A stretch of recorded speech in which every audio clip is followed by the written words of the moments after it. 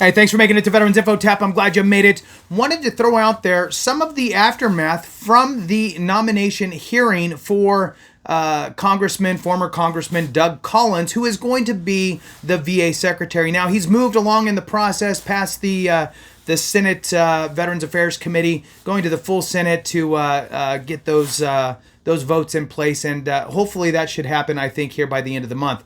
Now, moving on, let's talk about some of the things that came out of this and go from there with regard to the hearing. If you did not see it, it is on a live that I have. You can go back and look at that. So with that, I want to throw on a special thank you to Paul Lunks, 8383. Thank you so much, Paul, for that super comment, super chat. I really do appreciate your support so very much, sir. Thank you. And let's jump into it. The mission is veterans. Nominee for VA Secretary pledges to protect vets' benefits from possible spending cuts. Yay! That's what they're supposed to do. So, not a surprise that that's what's said, at least to me. So that's a good sign, right, for everyone. Please hit the thumbs up, subscribe, share with a friend, all that good stuff. I really appreciate it. Every thumbs up and every minute watched helps to share this information with others, and I really do appreciate that support very much, because it does help with our mission to inform and educate all of those within the veteran sphere. The veteran sphere, in my mind, is all of us, right? Whether you are transitioning military, you're a veteran, you're a surviving spouse, you're a dependent, you're so on and so forth, right? Everybody who is connected in some way to veteran and veterans benefits. All right, so let's jump into it. President Donald Trump's nominee to run for the Department of Veterans Affairs pledged Tuesday to protect veterans benefits from potential funding cuts as PACT Act enrollments and increased emphasis on health care from private doctors drive spending. Here's a great quote. So we have to try to read between the lines where we can and pick up things out of quotes and get a flavor for what's going on. There has been some, I guess, concerns out there with the direction things are going to go. Well, now here we are. So let's see what he goes on to say here. This is a quotation by Doug Collins, who is going to be the VA Secretary. And it says here, in quotations, "All I was told by the President is to take care of our veterans," end quote. Doug Collins told that to the Senate Veterans Affairs Committee during his confirmation hearing. "We're not going to sacrifice the veterans' benefits due to a budget. I wouldn't go to a place in which we're not doing the mission. The mission is veterans." Collins, 58 years old, Air Force Reserve Colonel and military chaplain from Georgia, who served as a Republican House lawmaker from 2013 to 2020, received a relatively warm bipartisan reception during the hearing. The committee will hold an executive session Thursday where they could approve Collins for the job and send his confirmation to the full Senate for a vote. If confirmed, he will lead a sprawling agency with a $369 billion budget and nearly 400,000 employees who provide health care, disability compensation, and other benefits to 18 million veterans. Senator Jerry Moran, the committee chairman, said lawmakers have received letters of support from for Collins' nomination from many veterans organizations, including the Wounded Warrior Project, AMVETS, Mission Roll Call, Burn Pits 360, Jewish War Veterans, and the Military Order of the Purple Heart.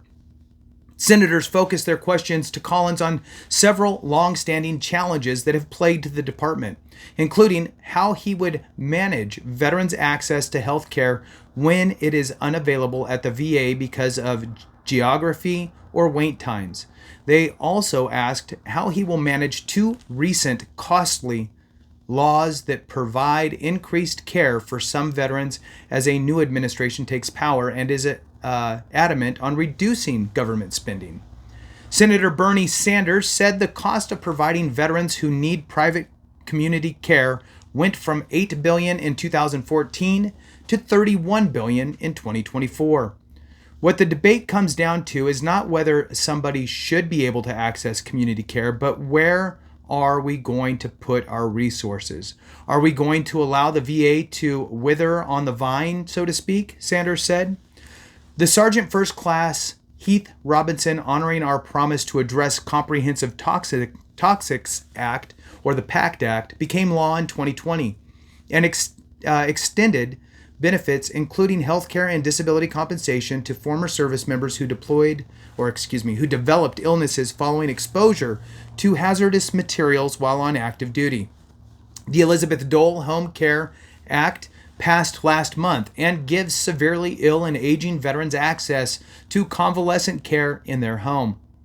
While the PACT Act has already delivered new disability benefits to more than 1 million veterans, it has come with a more than $2 billion price tag for just the first 4 years of implementation, according to the Congressional Budget Office. An estimate for the Dole Act is about $1.7 billion.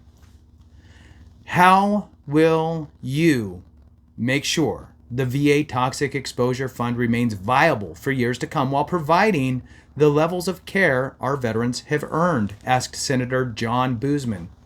Collins responded, "The biggest thing we've got to do is actually look at what has passed here. Are we at the VA making sure that we are getting good information and doing what the intent of the law was, so that they can continue to get those benefits?" Senators also questioned how he would fix the VA's rollout of the horrific rollout of the electronic health records and improve the handoff of medical care from the Department of Defense to the VA. The implementation of the electronic health record is a bipartisan, multi-administration disaster, said Senator Tillis. Do I have your commitment to go through the program to quickly get it moving again and get an integrated health chart so that also can integrate with the DoD so that we can finally have seamless transition from active status to reserve status to veteran status and provide premium care at the VA? Yes, Senator Tillis. And the reason is this. What you just said about seamless care is actually a safety and security issue for many veterans, Collins said. When the service members can move quickly into the VA system, it can speed up access to disability benefits and life-saving mental health care when there is a risk of death by suicide. The transition should feel like a warm hug, Collins said. Senator Richard Blumenthal questioned Collins on brand new initiatives from the Trump administration to freeze hiring in the federal government and return all employees to an in-person work. Collins said he is still looking at the changes implemented Monday and how it will affect the workforce. That is not reassuring to me, Blumenthal said. There are extraordinary problems in recruiting and retaining the right doctors, nurses, and filling their ranks where there are openings right now. So the explicit language of the memorandum seems to include them in the hiring freeze. The only major sticking point that Collins faced from Democrats came in questioning on women's access to abortions through the VA. Senators Murray and Hirano questioned him on whether he would preserve abortion access available to veterans in instances of rape, incest, or protect the life of the mother. We will be looking at that issue when I get there to confirm that the VA is actually following the law, he said. With that concludes it. I found this on Stars and Stripes, so thanks so much for watching. I really do appreciate you so very much, and I really, really, really do appreciate all of your support. Have a great one, and remember, if we don't take care of each other, something went wrong.